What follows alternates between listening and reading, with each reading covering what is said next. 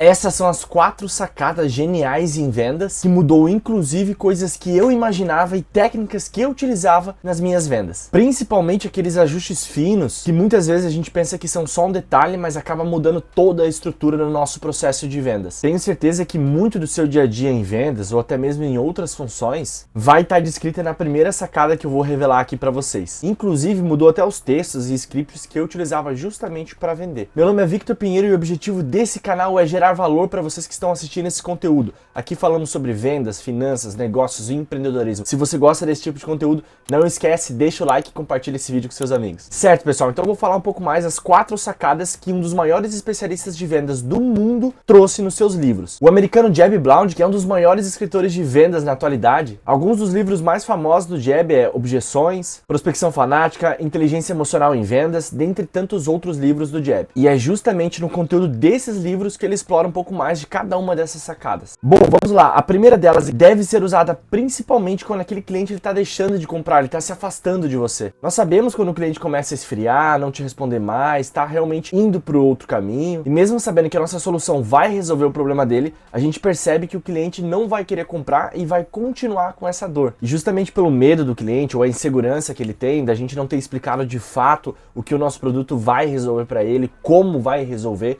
então ter criado valor na venda do produto, o cliente acaba não se interessando de verdade e ele começa a se afastar. Muito provavelmente porque ele achou algo mais barato ou vai comprar um produto ou serviço muito inferior àquele que a gente está oferecendo. E muito provavelmente depois ele pode voltar ainda arrependido e querendo de fato fechar a venda com o nosso produto. Então a primeira sacada, pessoal, é busque a rejeição. Exatamente, pessoal. A nossa função como vendedor é justamente essa, buscar a rejeição a todo momento. E a rejeição, ela é muito específica. Quando o cliente fala isso, você sabe que ele de fato deu uma rejeição. Por exemplo, o cliente fala, olha, eu não quero mais o seu contato. Ou também, de verdade, eu não quero o seu produto. Ou eu não tenho nenhum interesse em seguir com essa compra com você. Ou seja, ele dá uma afirmação muito clara e negativa do que ele realmente está sentindo. Mas presta atenção, pessoal, se você lembrar de todas as vendas que você não fez, vai perceber que a maioria das rejeições que os clientes te deram, na verdade, foi uma pequena objeção. Ou foi uma pergunta, uma dúvida que ele teve, algo nesse sentido.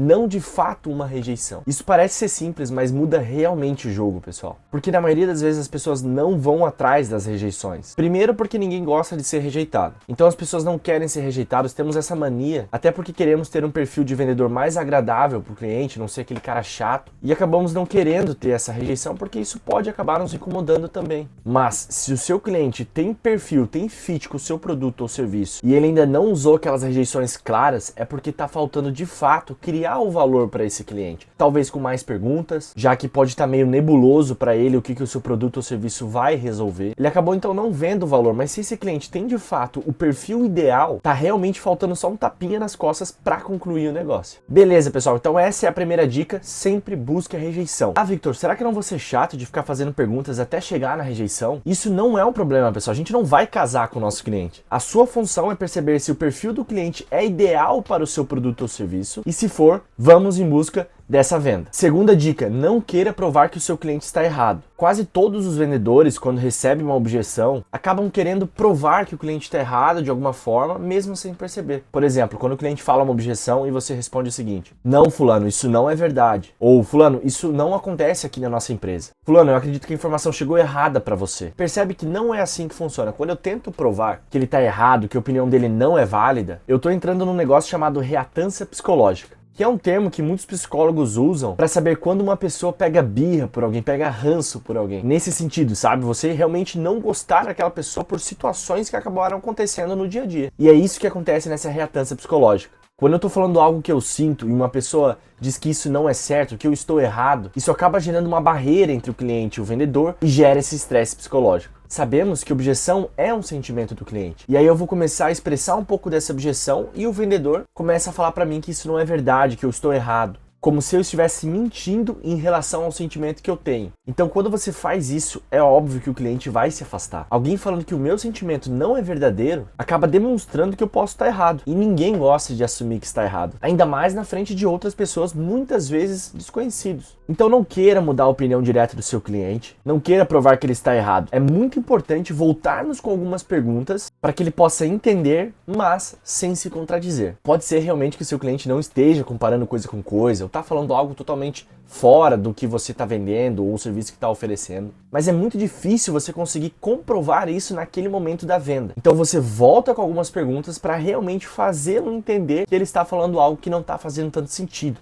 Por exemplo, fulano, deixa eu entender onde você buscou essas informações. Fulano, qual produto ou serviço mais especificamente você está falando? Tem alguma foto desse produto ou descrição para que a gente possa entender mais sobre isso? Ou seja, você vai acabar fazendo perguntas que vai fazer com que ele pense um pouco no que ele está falando, sem de fato se contradizer. Muitas vezes você vai desdobrando o assunto até chegar no momento que você quer, que é quando o cliente entende de fato o valor do seu produto ou serviço. Então olha só que interessante, você não está falando que o cliente está errado, mas de certa maneira você está trazendo à tona para saber que tipo de informação ele tem, beleza? Terceira dica, objeção é uma emoção. Então de certo modo, não adianta usar argumentos racionais para convencer o cliente daquela objeção que ele tem. Ou seja, quando uma pessoa fala sobre algo, uma objeção no caso, mesmo que pareça de forma racional, por exemplo, o seu produto é igual ao do concorrente. Para ele está falando especificamente do produto, mas na verdade o que ele está sentindo é que ele não vê valor no produto que você ofereceu para ele. Ele não vê que tem uma vantagem em pagar mais sobre um produto ou serviço que você ofereceu. Se você realmente sabe que o seu produto é melhor do que o do concorrente, mas o cliente não enxerga dessa forma, é porque ele não viu de fato o valor que você está oferecendo. Então, acaba sendo uma emoção que ela conduz como uma razão racional que o cliente está tendo naquele momento. Como, por exemplo, um argumento técnico do produto, de comparação entre o seu e o do concorrente. Mas isso, no fundo, acaba sendo um sentimento de percepção de valor do cliente. Já que ele está acreditando que pagar a mais num produto ou serviço que você está oferecendo vai ser ruim para ele, vai ser um mau negócio, já que produtos mais baratos podem ser comparados igualmente ao seu. E para você tentar sair dessa situação, o ideal é, novamente, utilizar perguntas. Por exemplo, fulano, deixa eu ver se eu entendi. Você gostou do nosso produto ou serviço, mas não vê vantagem em fazer negócio conosco, mesmo pagando um pouco mais caro. Seria isso? Ou seja, estamos validando exatamente esse sentimento que ele tem, para que aí sim você possa superar essa objeção. E aí, claro, você vai explicar por que o preço do seu produto é maior, quais são os diferenciais, como você vai tratar esse cliente no pós-venda e tudo que você pode oferecer para comprovar o valor do seu produto. E se fizer sentido para o cliente, certamente ele vai ver esse valor e vai entender a vantagem de pagar a mais. Mas se não fizer,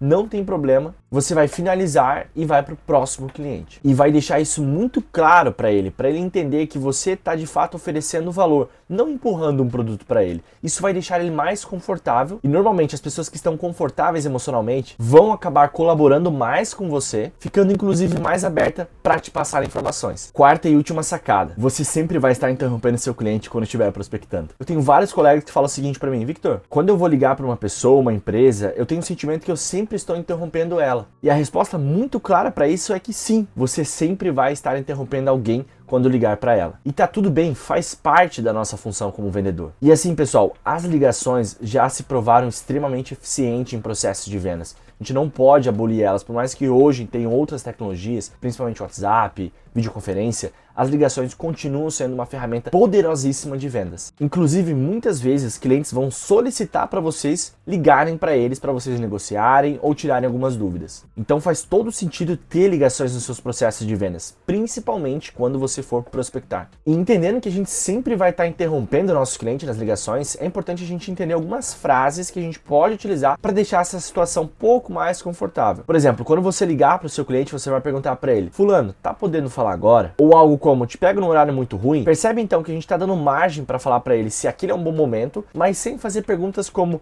tem 2 minutinhos? Porque isso pode acabar criando uma objeção dele falar que não tem 2 minutinhos ou te cobrar por esse tempo durante a ligação. E se caso o cliente responder que não pode te atender naquele momento, então você vai responder o seguinte para ele, certo fulano, eu imaginei que isso poderia acontecer e eu queria saber quando seria o melhor momento para estar te retornando essa ligação. Eu vou te passar aqui 3 horários possíveis que eu vou estar disponível também para te ligar e você confirma qual seria o melhor para você. E aqui no caso você vai ter exatamente aquilo que você queria, agendar uma ligação e gerar um compromisso com o cliente. Sendo assim, pessoal, sempre que a gente ligar, vamos sim estar interrompendo uma pessoa, mesmo que seja uma interrupção um pouco mais complicada, por exemplo, ele está no meio de uma reunião, ou uma interrupção mais simples, ele podia estar na praia pegando um sol. E isso faz parte do jogo. O importante é você entender que não pode tirar as ligações do seu processo de vendas. Certo, pessoal? Então essas foram as 4 sacadas incríveis que eu coloquei no meu processo de vendas e que me ajudaram a alavancar muito os meus resultados. Espero que esse vídeo tenha ajudado vocês de alguma forma. Deixa o like e escreve nos comentários